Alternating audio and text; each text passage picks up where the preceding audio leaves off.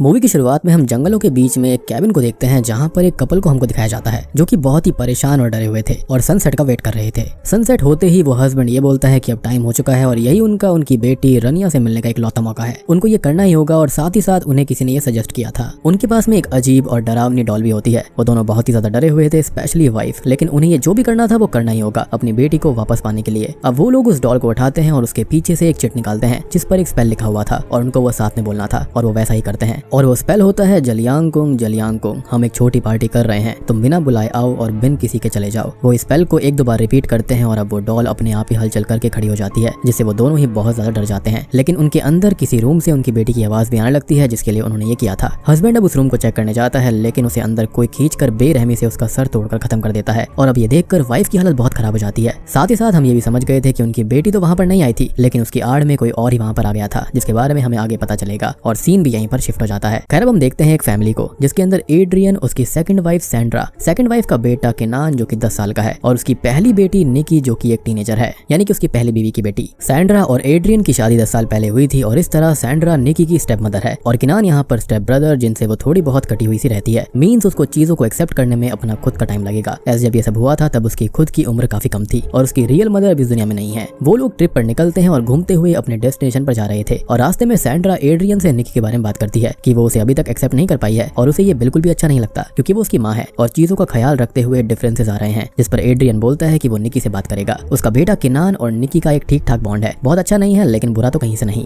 अब वो लोग घूमते हुए एक एरिया में पहुंच जाते हैं और वहां पर एंजॉय करने लगते हैं। साथ ही साथ एड्रियन भी निकी से बात करके उसको समझाता है कि वो अपनी मदर को एक्सेप्ट कर ले और उसकी जो भी शिकायतें या फिर जरूरतें हैं वो उनको पूरी कर देगा। अब वो और सैंड्रा नेचर का मजा लेने लगते हैं। वहां पर निकी आसपास घूम रही होती है और केनान भी यहाँ वहाँ घूमकर पिक्चर्स ले रहा था। एड्रियन अब निकी को केनान के साथ जाने को बोलता है क्योंकि वो छोटा है और यहाँ वहाँ ना चला जाए। अब केनान जंगल में घूमते हुए पिक्चर्स को क्लिक करते हुए आगे बढ़ रहा था और निकी उसे रोकते हुए खुद यहाँ वहाँ घूमते हुए उसके पीछे पीछे चल रही थी। कुछ ही देर के बाद में केनान वहाँ पर एक लेक के पास में जाता है और निकी उसे कहती है कि वो पानी से दूर रहे और कुछ ही टाइम में वॉशरूम से वो आने वाली है और वहाँ पर वो चली जाती है। केनान अब लेक के किनारे पर पिक्चर्स ले रहा था और वहाँ पर उसे एक आदमी मिलता है जो कि पानी से कचरा निकाल रहा था और वो उससे कुछ बात करके उसे यहाँ से जाने का बोलता है क्योंकि सनसेट होने वाला था और सनसेट के बाद यहाँ पर अकेला रहना बिल्कुल भी ठीक नहीं होता बच्चों के लिए। केनान भी उसकी बात मान लेता है और वो यहाँ पर जब अपने फोन कैमरा से पिक्चर्स ले रहा था तो उसे कोई डरावना साया भी दिखाई देता है जिससे वो काफी डर जाता है। खैर वो वापस जाने लगता है लेकिन रास्ता भूल जाता है और उसको एक साया दिखाई देता है जो कि उस पर नजर रख रहा था और वो डर कर भागने लगता है। अब भागते हुए उसको एक डॉल रास्ते में पड़ी हुई मिलती है और ये डॉल वही डॉल है जो कि हमने मूवी की स्टार्टिंग में उस कपल के पास में देखी थी और अब केनान को कोई धक्का देता है और खींच कर कहीं ले जाता है। यानी कि भाई साहब चीजें यहाँ से काफी इंटरेस्टिंग होने वाली हैं। खैर इधर निकी वॉशरूम से वापस आकर उसको ढूंढने लगती है लेकिन वो उसको कहीं भी नहीं मिलता और अब काफी देर भी हो चुकी थी। वो एड्रियन और सैंड्रा को जाकर ये बात बताती है तो वो लोग भी परेशान हो जाते हैं और केनान को कॉल करने की कोशिश करते हैं लेकिन उसका कॉल नहीं लगता। अब काफी टाइम हो गया था और एड्रियन पुलिस की हेल्प भी बुला लेता है उसको ढूंढने के लिए, जो कि प्रोसीजर के तौर पर सबसे पहले लेक को ही चेक करते हैं जिससे उन तीनों को और भी ज्यादा टेंशन होने लगती है। और सैंड्रा निकी पर गुस्सा कर रही थी कि उसने केनान को अकेला छोड़ दिया था, हालांकि उस बेचारे की कोई भी गलती नहीं थी और एड्रियन उन दोनों को ही संभालने की कोशिश कर रहा था, यानी कि बेचारा बाप यहाँ पर बीच में पिस रहा होता है।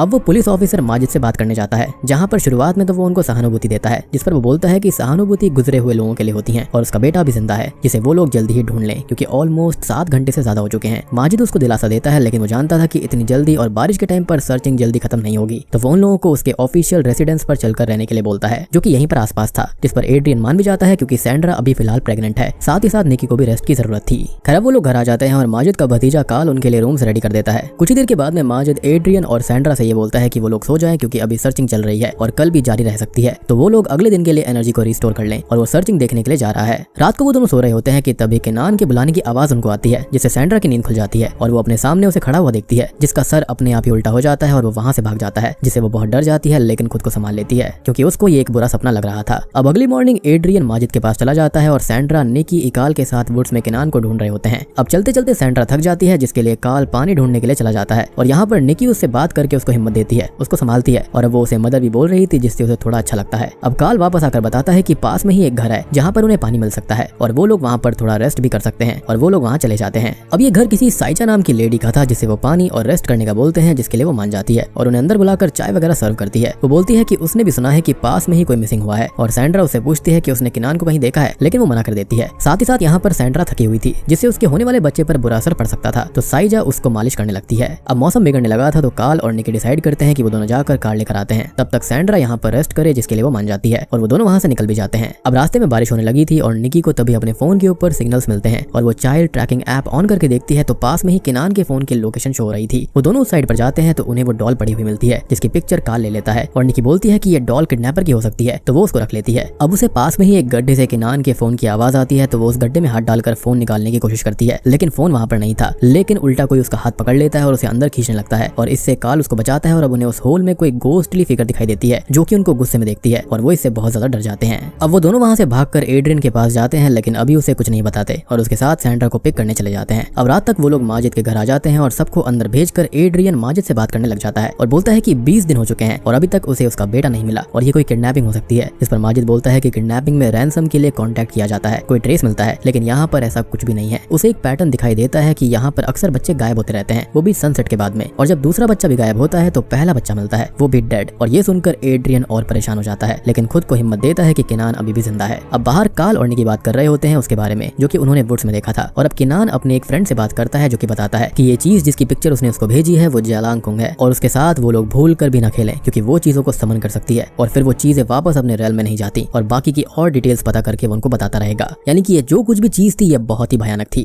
अब निकी बोलती है कि किनान जहाँ से मिसिंग हुआ था वो लेक असल में हॉन्टेड है, जिस पर काल बोलता है कि उसने भी बच्चों के मिसिंग होने की कहानी सुनी है और कई टूरिस्ट के भी वीडियो सामने आए हैं जिसके अंदर उन्होंने लेक के पास किसी लंबे से भूत के साय को देखा है और रिकॉर्ड भी किया है। साथ ही साथ हम ऑडियंस भी लोकल्स को सनसेट होते ही अपने बच्चों को घर के अंदर ले जाते हुए देख पाते हैं। मींस इस हॉन्टिंग वाली कहानी में कहीं ना कहीं सच्चाई थी। खैर अब हम देखते हैं सैंड्रा को जो कि सो रही थी लेकिन किसी की आवाज से उसकी नींद खुल जाती है। जब वो विंडो से बाहर झांकती है तो उसे कोई नहीं दिखता लेकिन घर की लाइट चली जाती है। अब वो निकी को उसके रूम में देखने जाती है जो कि सो रही थी और वो उसे ब्लैंकेट उड़ाकर वापस आने लगती है, लेकिन तभी उसे निकी का कॉल आता है कि वो काल के साथ है और जल्दी ही घर आ जाएगी। और ये बात सुनते ही सैंड्रा सन रह जाती है कि अगर निकी बाहर है तो रूम के अंदर कौन था, और वो ब्लैंकेट हटाती है तो वहाँ पर कोई भी नहीं होता, लेकिन उसने किसी को देखा था जिससे वो काफी ज्यादा डर जाती है। अब वो बाहर आती है तो वॉशरूम से उसको किनान की आवाज आने लगती है। वो उसको दिखता भी है, वो उसके पास जाती है तो वो अचानक से गायब हो जाता है, लेकिन कॉर्नर में वो एक काफी लंबे से गोस्ट को उसको पकड़ते हुए देख पाती है जिससे वो बहुत डर जाती है और फिसल कर गिरकर बेहोश हो जाती है। अब जब उसको होश आता है तो सब लोग उसके पास में थे, उसको संभाल रहे थे और वो उनको किनान के बारे में बताती है, लेकिन एड्रियन उसे समझाता है कि वो थकी हुई है, काफी स्ट्रेस्ड आउट है तो वो हेलुसिनेट कर रही होगी। अब अगली सुबह एड्रियन सर्च टीम के साथ में किनान को ढूंढने निकल जाता है और इधर काल और निकी मिसिंग बच्चों के बारे में बात करते हुए उनकी रिपोर्ट चेक कर रहे होते हैं। अब काल यहाँ पर ये बोलता है कि उसके हिसाब से ये सब जो हो रहा है वो उसी डॉल की वजह से है क्योंकि उसकी मदर को किसी का दिखना, उनका डरना एंड ऑल, लेकिन निकी इस बात को लाइटली लेती है। खैर अब वो सभी बच्चों की फोटो देखकर बोलती है कि इन सब की बॉडीज एकदम सेम हालत में ही मिली हैं और सबसे पहली बार सन 2000 के आसपास कोई लड़की गायब हुई थी और कभी ना कभी बच्चे गायब होते रहे। दूसरे के गायब होने के बाद पहले वाले की बॉडी मिलती है और वो लोग एक रिपोर्ट रनिया की भी देखते हैं जो कि 5 साल की उम्र में गायब हुई थी और उसके पेरेंट्स को हमने स्टार्टिंग में देखा भी था। अब हम एड्रियन को देखते हैं जो कि माजिद एंड टीम के साथ किसी आदमी के घर पर आया हुआ था छानबीन करने के लिए, जो कि लेक के पास में रहा करता था, जिसका नाम सार्नो है। और इसी व्यक्ति को हमने किनान से बात करते हुए लेक के पास में देखा था, जिसने किनान को वार्निंग भी दी थी कि वो सनसेट के टाइम पर वहां ना रुके, यानी कि वो कुछ ना कुछ जरूर जानता था। खैर वो उन लोगों से ये बोलता है कि जब भी कुछ होता है तो वो लोग उसी से पूछताछ करने चले आते हैं, जबकि वो ऐसा वैसा आदमी है भी नहीं। इवन उसने तो उस बच्चे से बोला भी था कि रात हो रही है और घर चले जाओ, जो कि बिल्कुल सच है, ये हमने देखा भी था। खैर अब ये सब बातें चली रही होती हैं कि तभी एड्रियन को उसके घर के अंदर किनान की जैकेट मिल जाती है, जिसके बारे में वो माजिद को बताता है और अब सार्नो डरकर भागने लगता है और पुलिस पर अटैक करने लगता है, लेकिन माजिद उसके पैर में शूट करके उसको रोक लेता है। साथ ही साथ उसे एक कॉल भी आती है कि कोई डेड बॉडी मिली है और अब सब लोग डरे हुए परेशान वो बॉडी देखने चले जाते हैं, लेकिन वो बॉडी किसी लड़की की थी जिससे एड्रियन और सैंड्रा उम्मीद रखते हैं कि किनान उनको मिल सकता है, वो भी जिंदा होगा। और माजिद ये बताता है कि ये लड़की 1 साल पहले गायब हुई थी और अब निकी भी यहाँ पर थी और वो बॉडी देखने जाती है तो बॉडी सेम उसी हालत में थी जैसे सब मिलती थी और ये बॉडी किसी और की नहीं बल्कि रनिया की होती है। खैर अब तभी उस बॉडी या फिर डॉल के अंदर से किनान की आवाज आने लगती है और अब उस बॉडी की जगह किनान दिखाई देता है जिसे उस टॉल गोस्ट ने पकड़ा हुआ था और वो निकी पर अटैक करती है और वो समहाउ खुद को बचाती है, जिसको काल आकर संभालता है। खैर अब वो उस डॉल को देखकर ये बोलता है कि वो उसको लेकर क्यों घूम रही है, क्योंकि जो कुछ हो रहा है वो इसी डॉल की वजह से है। खैर अब हम सैंड्रा को देखते हैं जो कि साइजा के घर पर उसको कुछ स्नैक्स देती है और बोलती है कि अगर किनान घूमते हुए यहाँ पर आ जाए तो वो उसे अपने पास रखकर उन लोगों को इन्फॉर्म कर दे और ये स्नैक्स उसके फेवरेट हैं जिन्हें वो खाने को दे दे। सैंड्रा भी थक गई थी तो साइजा उसे घर के अंदर बुलाती है, रेस्ट करने के लिए कहती है और उसको खाना भी ऑफर करती है। खैर अब वो लोग खाना खाने लगती हैं और सैंड्रा ये पूछती है कि क्या वो अकेली रहती है, जिस पर वो बताती है कि नहीं, वो अपनी बेटी इंगी के साथ रहती है जो कि अपने रूम में है और वो इंगी को बुलाती है जो कि बाहर नहीं आती। खैर अब इधर निकी और काल पुलिस स्टेशन में आकर मिसिंग बच्चों की बिलोंगिंग्स को चेक करते हैं, जिसमें से एक में उस डॉल जैसा एक सर का टुकड़ा मिलता है जिसके साथ में एक चिट भी होती है, लेकिन वो आधी थी। और अब निकी अपनी वाली डॉल के पीछे देखती है तो उसे चिट मिल जाती है जिस पर जलांगकुंग का स्पेल लिखा हुआ था। अब तभी वहाँ पर एक ऑफिसर चोर को बांधकर चला जाता है और काल से उस पर नजर रखने का बोलता है। खैर इधर वुड्स में माजिद सार्नो से बार बार पूछता है कि उसने किनान को क्यों किडनैप किया, लेकिन वो हर बार एक ही चीज बोलता है कि उसे एक गोस्ट ने किडनैप किया है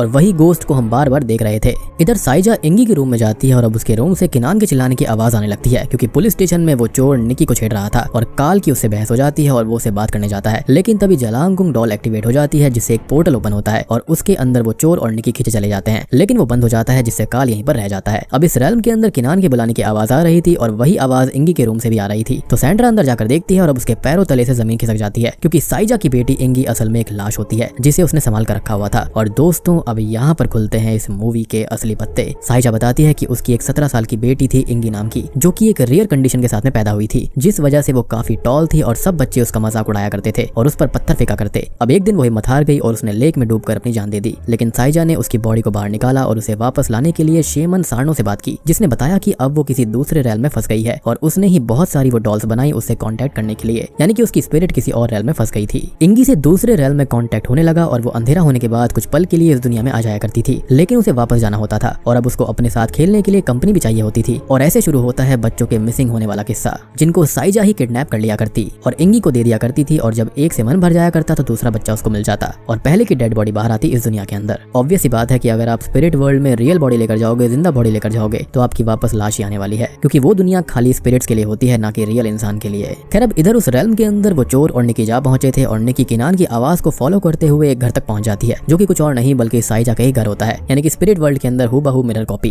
क्योंकि इसी रेल्म के अंदर बच्चों को कैद करके रखा जाता है और उसको किनान वहां पर मिल भी जाता है, जिसको अंधा करके रखा गया था, और ये इसलिए ताकि वो इंगी को देख कर भाग ना जाए। खैर अब निकी उसको छुड़ाती है और बचा कर ले जाने लगती है, लेकिन तभी इंगी का गोस्ट वहां पर आ जाता है और पहले तो उस चोर को खत्म कर देता है और उसके बाद उनके पीछे पड़ जाता है, यानी कि इंगी की स्पिरिट उनके पीछे पड़ गई थी। खैर निकी अब जल्दी ही घर के अंदर जाकर जलांगुंग स्पेल पढ़ती है और पोर्टल ओपन हो जाता है, जिससे वो रियल वर्ल्ड के साइजा के घर में आ जाती है, लेकिन इंगी उसके पीछे थी, जो कि किनान को पकड़ लेती है और अब निकी उसके सर में उस डॉल को स्टैब कर देती है, जिससे वो पीछे चली जाती है और पोर्टल भी बंद हो जाता है। अब साइजा ये देखकर गुस्सा हो जाती है कि उन्होंने उनकी बेटी की स्पिरिट का यहाँ पर फिर से मजाक बना दिया। बेसिकली साइजा यहाँ पर पूरी तरह से पागल हो गई थी और अपनी बेटी की मौत को एक्सेप्ट नहीं कर पा रही थी, तो उसने स्पिरिट वर्ल्ड से भी अपनी बेटी को यहाँ बुला लिया। खैर वो उन लोगों पर अटैक करती है, जिससे वो तीनों ही घायल हो जाते हैं, लेकिन तभी काल वहाँ पर आकर उनको बचा लेता है। अब वो लोग वहाँ से भागने लगते हैं, लेकिन साइजा अभी भी जिंदा थी और वो उनका पीछा कर रही थी और वो कार में आ जाती है, लेकिन वो उसका सर विंडो से बाहर कर देते हैं और अब एक पोल में टकराने से उसकी मौत हो जाती है। खैर अब अगले सीन में माजिद उन लोगों के पास में था और अब उसने सारी रिपोर्ट्स तैयार करके केस को क्लोज कर दिया था। एस कल्प्रिट मिल चुका था और एड्रियन अपनी फैमिली के साथ वहाँ से चला जाता है, लेकिन तभी हम रास्ते में बैठे हुए सार्नो को देख पाते हैं, जिसके हाथ में वही डॉल थी, यानी कि साइजा ने उसको पहले ही कह रखा था कि अगर वो ना भी रहे तो उसकी बेटी को खेलने के लिए बच्चे मिलते रहने चाहिए, और वहाँ पर वो जलांगुंग स्पेल बोलने लगता है। मीन्स कहानी अभी भी बाकी है और आगे बहुत भयानक चीजें होने वाली थी, और